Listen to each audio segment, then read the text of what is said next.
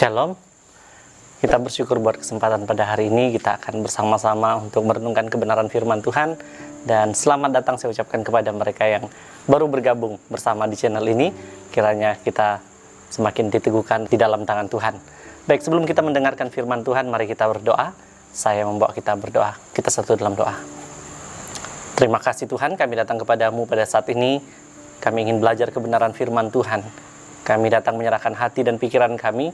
Tuhan, layakkan kami sehingga kebenaran firman-Mu yang kami pelajari benar-benar itu menjadi sebuah kebenaran yang dapat kami hidupi di dalam kehidupan kami. Hamba yang Tuhan pakai menjadi alat-Mu sehingga pada kesempatan ini apa yang hamba katakan semuanya berasal dari hati Tuhan, sehingga kami juga boleh mengerti apa maksud Tuhan di dalam kehidupan kami. Terima kasih Bapa, kami serahkan waktu ini ke dalam tangan-Mu. Dalam nama Yesus kami berdoa, haleluya, amin.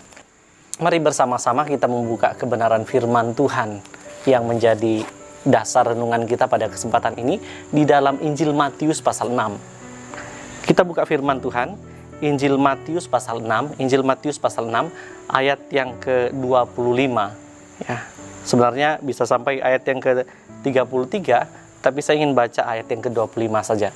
Kita baca firman Tuhan ini, demikian firman Tuhan.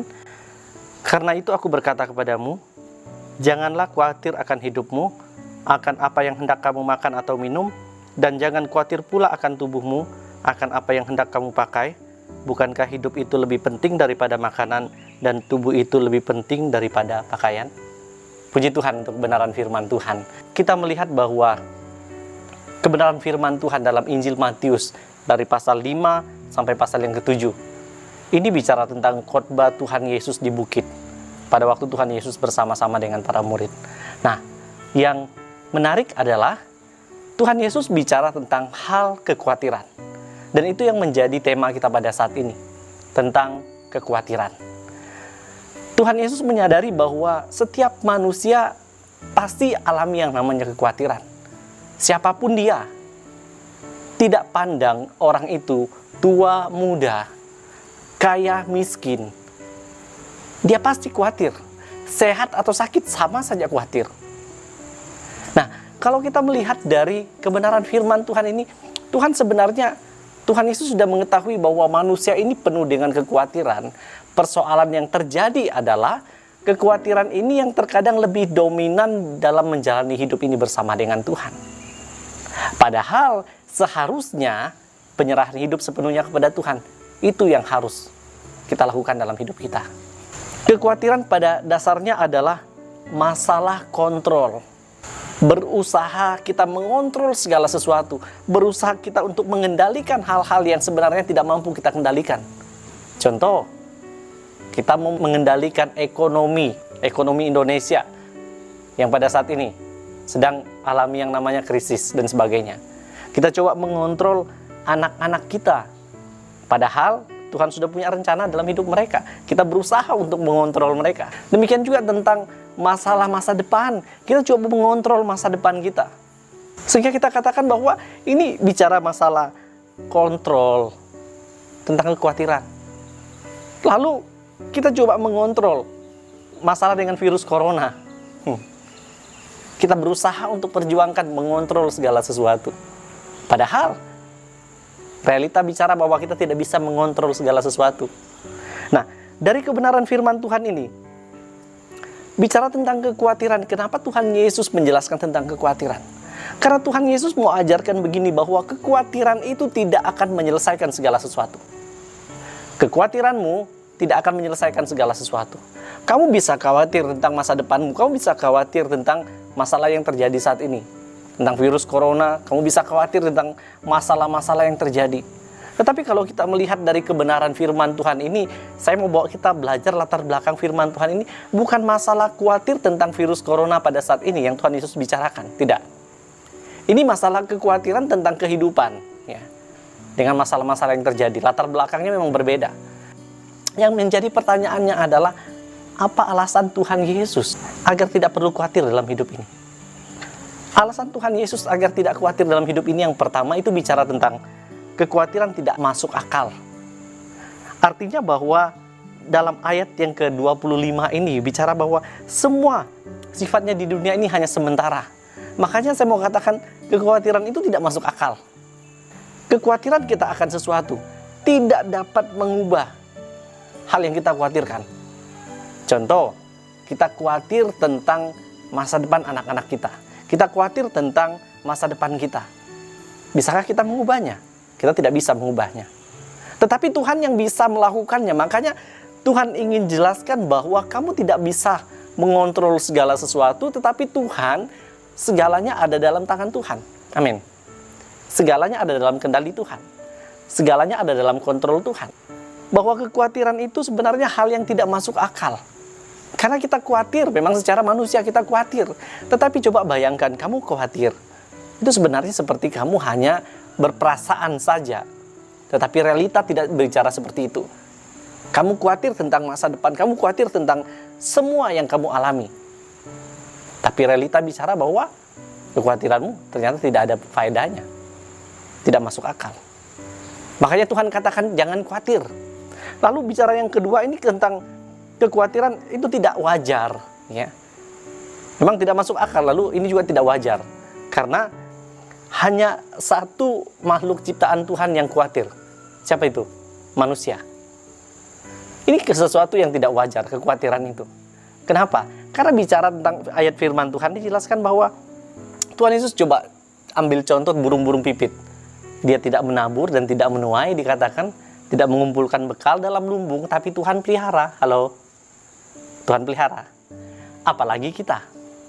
Tetapi masalah kekhawatiran ini sering menjadi hal yang dominan dalam hidup kita. Makanya dijelaskan bahwa kekhawatiran itu tidak wajar. Coba perhatikan burung pipit. Mungkin Anda katakan, loh, kalau begitu ya saya nggak usah kerja, saya nggak usah buat ini, buat itu. Bukan begitu. Yang firman Tuhan jelaskan tentang burung pipit, dia nggak hanya tinggal di sarangnya saja. Dia tidak tinggal di tempatnya saja, ya, dan tidak pergi cari makan. Tapi dia akan pergi keluar cari makan. Dan semampunya dia, Tuhan berkati. Nah, sekarang kalau kita katakan kita tidak perlu kerja, itu juga salah. Tapi yang firman Tuhan bicara tentang kekhawatiran ini bahwa jangan terlalu kekhawatiran itu mendominan dari apa yang kamu kerjakan. Kamu boleh punya mimpi, punya rencana, punya hal yang luar biasa. Tapi ingat, harus berkarya. Harus benar-benar mampu melakukan yang terbaik untuk kamu lakukan. Dan Tuhan akan memberkati apa yang kamu lakukan. Makanya kekhawatiran ini satu hal yang tidak wajar. Seluruh makhluk ciptaan Tuhan, hanya manusia yang punya kekhawatiran. Terlalu berlebihan. Lalu yang ketiga, itu sebenarnya kekhawatiran juga tidak membantu kita. Artinya bahwa kekhawatiran tidak membantu kamu menjadi lebih aman. Justru kekhawatiran itu tidak membawa kita dekat dengan solusi. Sekali lagi, kekhawatiran tidak membawa kamu dekat dengan solusi. Justru menjauhkan kita dari solusi. Makanya Tuhan Yesus katakan bahwa jangan khawatir. Di ayat yang ke-27 itu bicara tentang siapakah di antara kamu yang karena kekhawatirannya dapat menambah sehasta saja pada jalan hidupnya. Dalam arti bahwa kita nggak bisa ukur jalan kita nih. Tempo jalan kita nggak akan bisa ukur. Satu hasta saja. Itu seperti kita contohnya duduk di kursi roda. Ya, ini kekhawatiran. Contoh kita duduk di kursi roda. Kita ngapain? Ya, kita ada tenaga untuk goyang ya. Lalu badan kita bergoyang-goyang dan capek akhirnya. Tapi kita nggak maju-maju. Seperti itulah kekhawatiran. Makanya Tuhan Yesus katakan jangan khawatir. Saya melihat bahwa ada yang buat artikel. Artikelnya begini. Judulnya 1 orang mati karena corona, 9 orang mati karena baca WA. Kenapa? Ternyata setelah diselidiki karena baca WA yang terlalu khawatir bahwa virus corona dan sebagainya. Tapi yang realita kena virus corona hanya 1 orang. Kekhawatiran bisa saja kita rasakan, tetapi jangan itu yang lebih dominan daripada kita percaya kepada Tuhan. Kekhawatiran. Lalu yang terakhir, bicara tentang kekhawatiran itu sebenarnya tidak perlu. Makanya jangan pernah khawatir dalam jalani hidup ini. Ayat yang ke-30, firman Tuhan berkata begini. Jadi jika demikian Allah mendandani rumput di ladang yang hari ini ada dan besok dibuang ke dalam api, tidakkah Ia akan terlebih lagi mendandani kamu, hai orang yang kurang percaya? Tuhan akan memelihara kita, Tuhan akan menjaga kita, sehingga kekhawatiran itu sebenarnya tidak perlu. Ya, mungkin Anda katakan orang yang tidak berpikir, yang tidak khawatir. Salah.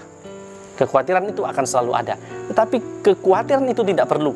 Dan firman Tuhan katakan bahwa kalau kita khawatir, sebenarnya kita meragukan kuasa Tuhan dalam hidup kita.